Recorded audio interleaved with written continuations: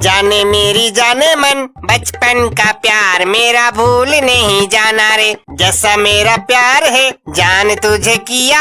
ওরে বাবারে, ওখানে ওটা কি দেখা যাচ্ছে? ওরে বাবারে, এত ভয়ঙ্কর চেহারা! আমি তো এরকম বিপদের সম্মুখীন। এই ছেলে, এখানে একা একা কোথায় যাচ্ছিস? বাড়ি কোথায়? তোর নাম কি? আমার নাম আব্দুর রহিম। বাড়ি গাইবান্ধার গোবিন্দগঞ্জ সরকারপাড়া আমি থাকি। তোমার বাড়ি আর আমার বাপের বাড়ি তো এক জায়গায়। তুমি কি আমার একটা উপকার করতে পারবে? কি উপকার করতে পারি বলেন, যদি সম্ভব হয় তাহলে করব। আমার মেয়ে, সে খুব বিপদে আছে। মনে হয় তার মামার বাড়িতে। তার মামি তাকে সেরকম দেখতে পারে না, তাকে দিয়ে অনেক পরিশ্রম করায়। তার খোঁজ দিতে পারবে আমায়? আমার সাথে দেখা করে দিতে পারবে? ও এই কথা, ঠিক আছে। আর আমি মিমকে তো চিনি, ওর তো মা বাবা কেউ বেঁচে নেই। ঠিক আছে, আমি তাহলে ওর খোঁজ নিতে যাচ্ছি। আমি তাহলে গেলাম। এই বলে সে ওখান থেকে চলে গেল তার মেয়ে মিমকে খোঁজার জন্য। আর ভূতনি মনে মনে বলে, আল্লাহ, আমার মেয়েকে তুমি রক্ষা করো। কোন অবস্থায় যে আছে আমার মেয়ে, আর ছেলেটা কি আমার মেয়েরও খোঁজ দিতে পারবে? তারপর আব্দুর রহিম খুঁজতে খুঁজতে মিমের বাড়ির সন্ধান পেল। সে মিমের কাছে গেল এবং মিমকে বলল, এই যে মিম, তুমি কেমন আছো? তোমার মা আমার দ্বারা তোমার খোঁজ নিতে পাঠিয়ে দিয়েছে। তুমি কি তোমার মায়ের কাছে যেতে চাও, দেখা করতে চাও? কোথায় আমার মা? আমার মা তো অনেক আগেই মারা গেছে। আর তুমি কোথায় পাবে আমার মাকে? আছে তোমার মা, তোমার জন্য এক জায়গায় অপেক্ষা করছে। ভূত সেজে বেড়াচ্ছে। তোমার মা তোমাকে খুব মিস করছে। তোমার মা তার জন্য আমাকে পাঠিয়ে দিয়েছে। কথা না বাড়িয়ে চলো, তোমার মা তোমার জন্য অপেক্ষা করে আছে। তুমি এখন আমার সাথে চলো, তোমার মা ভাঙা বাংলোতে আছে। চলো সেখানে যাই। চলো ভাই, তাহলে যাই। আমার খুব ইচ্ছে করছে মাকে দেখতে। আমার মা আমার জন্য তার জীবনটা শেষ করেছে। চলো ভাই, তাহলে যাই। এই বলে আব্দুর রহিম দুজনে চলে যায় তার মায়ের কাছে, সেই পুরনো ভাঙা ভূত বাংলোতে। তারা অনেক পথ আসার পর ভূত বাংলোতে চলে আসে, আর আব্দুর রহিম তাকে বলে, এই যে, আমি তোমার মেয়েকে তোমার কাছে নিয়ে এসেছি। দেখো তোমার মেয়ে খুব কষ্টে আছে নাকি তোমার মেয়ে? কেমন আছিস মা? তোর জন্য আমার বুকটা ফেটে যাচ্ছে। তোর মামা মামি তারা কি তোকে ভালোবাসে মা? তোকে ছাড়া খুব কষ্ট হয় আমার থাকতে। মা, আমি বেশি ভালো নেই মা। তোমার কথা মনে পড়লে আমি আর ভালো থাকতে পারি না মা। আর মামি আমাকে দেখতে পারে না, শুধু বকাবকি করে, কাজ করে নেয়। কি বলিস মা? তোরে এত কষ্ট, তোর এত বিপদ, তোর মামি এতটা পাষাণ, এটুকু মেয়েকে দিয়ে কাজ করে নেয়, আবার বকাবকি করে। তুই দাঁড়া মা, আমি তাদের একটা শিক্ষা দেব। আমার মেয়ের কিছু হলে আমি তাদের ছাড়ব না। তুই চিন্তা করিস না মা, তুই এইবার যা, দেখ এবার কি করে ওরা। মা, আমি তাহলে এখন গেলাম। এতক্ষণ আছি এখানে, ওরা আমায় অনেক বকাবকি করবে মা। আমি ভাইকে বলে আমাকে রেখে আসতে বলি। তাহলে এখন যাই মা। আমি তাহলে ওকে নিয়ে যাই, রেখে আসি ওদের বাড়িতে। ওকে যদি কিছু বলে তাহলে আমি আমার বাড়িতে নিয়ে যাব। আমার কোনো বোনও নেই, ও আমার বোন হয়ে থাকবে। দেখি তারা কি করে, আগে যাই। তারপর যদি খারাপ ব্যবহার করে বা বকাবকি করে আপনাকে জানাবো আমি। ঠিক আছে বাবা, ওকে নিয়ে যাও। আর মা, তুমি চিন্তা করো না মা, আমি আছি তোমার সাথে। আমি তোমাকে কষ্ট পেতে দেব না। এবার যদি বকাবকি করে ওদেরকে কঠিন শাস্তি দেব। তাহলে যাও না এখন। এই বলে মিম সেখান থেকে চলে যায় নিজের বাড়ির উদ্দেশ্যে। আর ভূতনি বলে, ওরা যদি আমার মেয়েকে এবার কিছু করে, ওদের এবার আমি দেখে নেব। ওরা এবার অনেক কষ্ট দিয়েছে আমার ছোট মেয়েটাকে। মিম ও আব্দুর রহিম অনেক বেলা ধরে তার মায়ের কাছে থাকার পরে বাড়িতে ফেরে। আর তার মামি রাগ হয়ে থাকে বলে, এই বজ্জাত মেয়ে, এই হাফ বেলা কোথায় ছিলি? আমার বাড়িঘরে কাজকর্ম কে করবে? এসব কি তোর মরা মা এসে করে দিয়ে যাবে? বেয়াদব বজ্জাত মেয়ে কোথাকার! চুপ করে আছিস কেন? কোথায় গিয়েছিলিস বলিস না কেন? বেড়ে কয় টাকা কামাই করেছিস দেখি তো। মামি, আমি মাঠে একটু খেলা করতে গিয়েছিলাম ভাইয়ের সাথে, আস্তে আস্তে একটু দেরি হয়ে গেল। মা, এতক্ষণ খেলা করলি তুই? তোর মামিজির রাগ হয়েছে খুব। হোক তাকে, কিছু বলো না আর।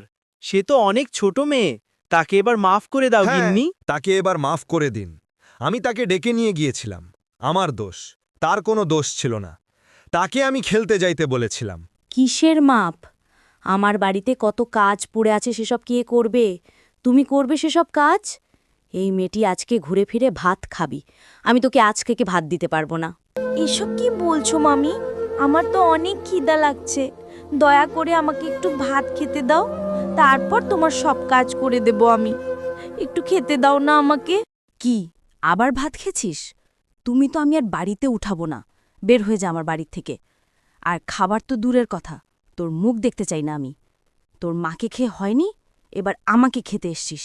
অনেক কথাই বলেছেন আপনি, আর রাখতে হবে না। ওকে আমি আমার সাথে নিয়ে যাচ্ছি।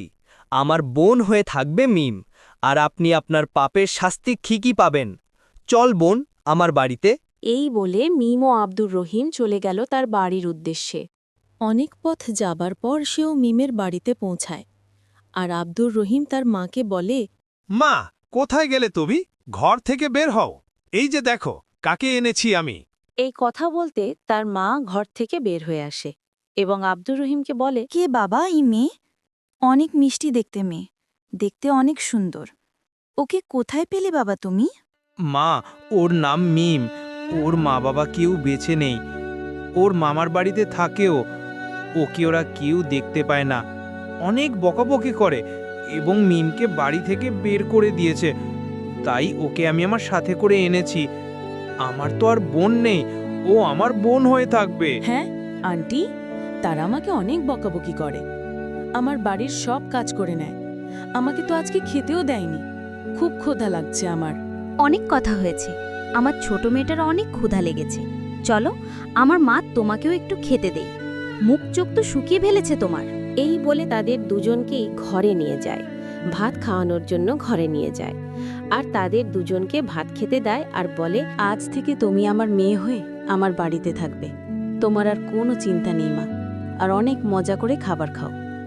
আন্টি, তাহলে আমরা একটু ঘুরতে যাই?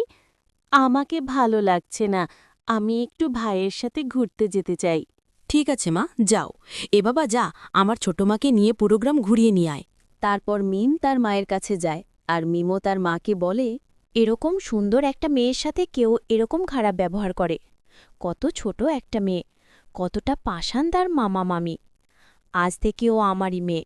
তারপর মিম তার মায়ের কাছে যায় আর মিমও তার মাকে বলে, মা, আমি খুব কষ্টে আছি মা, তোমায় ছাড়া। আমার মামি আমাকে খেতেও দেয়নি, আজ তো বাড়ি থেকে বের করে দিচ্ছে। আমি আব্দুর রহিম হাই বাড়িতে আছি। কি বলিস? এত বড় সাহস আমার মেয়েকে বাড়ি থেকে বের করে দেয়? এবার হ্যাঁ, তোমাদের আমি ওকে ছাড়ব অনেক না। বকাবকি করছে আমার সামনে, খেতেও দেয়নি, আবার বাড়ি হতে বের করে দিয়েছে। চল মা, তোর মামার বাড়ি। ওদের আজকে শেষ দেখে নেব আমি। আজকে আমার হাতেই ওদের মৃত্যু হবে। চল তোমরা। এই কথা বলে তারা তিনজন সেখান থেকে মিমের মামার বাড়ির দিকে চলে যায়। মিম ও তার মা তাদের বাড়িতে চলে আসে। মিমের মা খুব রাগান্বিতা ছিল। মিমের মা বলে, কই গেলি তোরা? দেখ তোদের কাছে কে এসেছে আজ। ঘর থেকে বের হ, তোদের সাথে অনেক হিসেব বাকি আছে আমার। তারা স্বামী বউ দুজনে ঘর থেকে বের হয় আর মিমের মামি ভয়ে ভয়ে বলে, কি হিসাব আছে? তোমার কি করেছে আমরা শুনি? আর তুমি কিভাবে ভূত হয়ে এখানে এলে? কি হয়েছে বলো তো শুনি। কেমন আছিস বোন আমার? তোর জন্য মনটা আমার অনেক কাঁদে। আর তুমি কোথায় গিয়েছিলে মা? কই ছিলে? তোমাকে তো খুব খুঁজেছি আমি। থাক, আর মিথ্যা বলতে হবে না। তোমরা আমাকে অনেক মারধর করেছো, অনেক কাজ করে নিয়েছো, আমাকে খেতেও দেয়নি, বাড়ি হতে বার করে দিয়েছো মামা। মা, আমি তুই মাফ করিস। আমি তোর মামির ভয়ে তোকে কিছু বলতে পারিনি। তুই আমাকে মাফ করিস। আমি তোকে বাড়ি ছাড়া করতে চাইনি মা। এবার আমি তোমাকে ছাড়বো না ভাবি। আমার হাতে তোমার মৃত্যু হবে আজকে। আজকে তোমার শেষ দিন, তোমাকে আজকে মেরে ফেলবো। আমাকে এবারের মতো মাফ করে দে বোন। আমার আর এ ভুল হবে না। আমি আমার ভুল বুঝতে পেরেছি। না, তোর কোনো মাফ নেই। অনেক অন্যায় করেছিস আমার মেয়ের সাথে, অনেক কষ্ট দিয়েছিলিস আমার ছোট মেয়েটাকে। তোকে তো আমি আজকে... আমি তোমার পা ধরে বলছি, আমাকে এবারের মতো মাফ করে দাও। মা, মামিকে এবারের মতো মাফ করে দাও। সে কিন্তু শুরু থেকে আমাকে বড় করেছে। যতই অত্যাচার করুক আমার সাথে, তাকে এবারের মতো মাফ করে দাও মা। যাকে এতটা অত্যাচার করেছিস, অবহেলা করেছিস, তোকে বাঁচিয়ে নিল। জাকির, তুই পর মনে করছিস, সেই তোর কত বড় উপহার করলো দেখ। আমার বড় ভুল হয়ে গেছিল আপা। ওকে আমার মেয়ে মনে করবা আজ থেকে, আর অত্যাচার করব না। ঠিক আছে, তোকে আমার মেয়ে দিয়ে গেলাম। নিজের মেয়ে মনে করে তোর কাছে রেখে দিস। এবার ওর একটু যত্ন করিস। মা, থাকো, আমি তাহলে এখন যাই। তুমি ভালো থেকো মা। আমি গেলাম। থাকো মা তুমি। মা, আমায় ছেড়ে যেও না মা। আমি তোমাকে ছেড়ে থাকতে পারি না মা। মা, তুমি যেও না।